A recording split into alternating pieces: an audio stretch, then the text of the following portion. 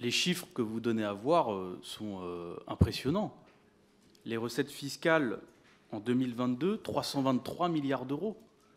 Jamais autant de recettes fiscales n'ont été engrangées par l'État. Et vous nous avez dit d'ailleurs d'où ça venait.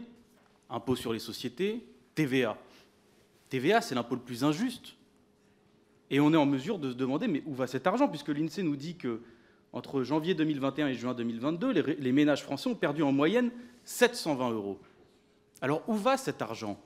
Eh bien, on est en train de voir que ce qui est en train de se passer parmi ces recettes fiscales énormes, consenties par les Français, notamment classe moyenne et populaire, ils sont réaffectés à la Sécu sociale.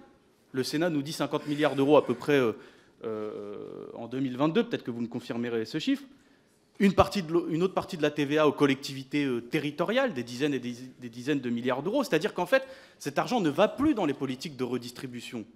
Parce que quand ça va à l'État, c'est la politique de redistribution. Et on se retrouve avec un État qui mène des politiques de relance, mais uniquement, ou en tout cas de plus en plus, avec l'argent des plus modestes ou avec de la dette. Et au-delà de la question sociale, parce que bon, je ne vais pas vous convertir à l'idée que pour moi c'est une grande tare, c'est le capitalisme, et les capitalistes sont en train de s'emparer des budgets des collectivités sociales et de la Sécu. Mais il y a une question démocratique. Est-ce que vous, en tant que président, vous tolérez que 3 budgets qui sont à l'origine séparés, collectivité territoriale, sécurité sociale, État, ces 3 budgets qui doivent être à l'origine séparés, sont de moins en moins séparés? Pourquoi?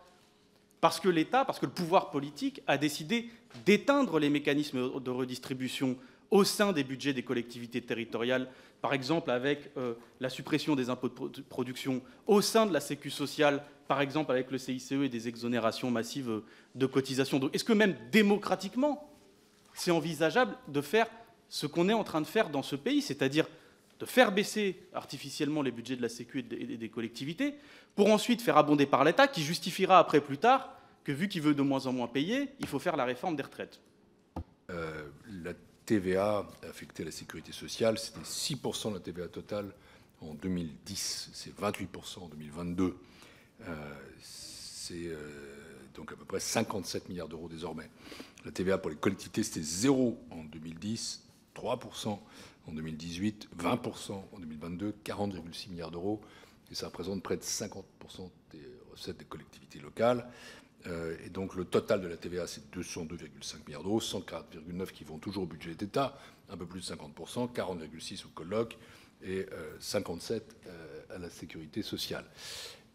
J'ai déjà eu l'occasion de m'exprimer devant vous sur le sujet de la TVA, dans une audition dont je me souviens.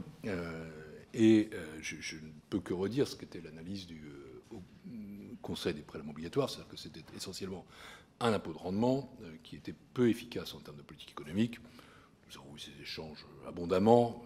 Je maintiens cela. Je n'ai pas à commenter les propositions faites par les uns ou par les autres, mais c'est en tout cas le sentiment que nous pouvons avoir. Toujours est-il qu'en effet, on constate que c'est un impôt qui est désormais un peu un couteau suisse, avec des qualités, c'est-à-dire que c'est un impôt dynamique qui offre des recettes stables, tant à la Sécu collectivité locale, et des défauts, c'est-à-dire une perte d'autonomie incontestablement pour l'une comme pour les autres. Et c'est sans doute à ça qu'il faudra réfléchir. J'avoue avoir été un peu moins, non pas réceptif, mais convaincu par les arguments qui ont été donnés, parce que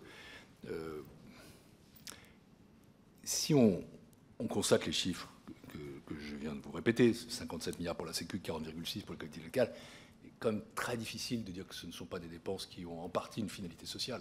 Sauf qu'à considérer que ni la sécurité sociale, ni les collectivités locales n'ont une finalité sociale, ou une utilité sociale en tout cas. Et quand bien même on suivrait votre raisonnement, et on se dirait donc, OK, il ne faut plus affecter la TVA à cela, mais où allez-vous trouver 100 milliards d'euros pour les collectivités locales et pour la sécurité sociale? Parce que là, on est un peu devant la politique du sapeur camembert. Vous savez, on creuse un trou, on compte celui d'à côté. C'est une inventivité qui vous honore, mais ça ne me paraît pas très évident. C'est pour ça que je maintiens quand même ce que j'ai dit sur un impôt de rendement. En revanche, là où je vous suis, c'est sur le fait que le Conseil des prélèvements obligatoires a dit quand même il faut à un moment donné arrêter. C'est-à-dire que la TVA soit qu'à 50% affectée à l'État, que pratiquement la moitié des recettes des collectivités locales viennent de la TVA. C'est pas extrêmement sain.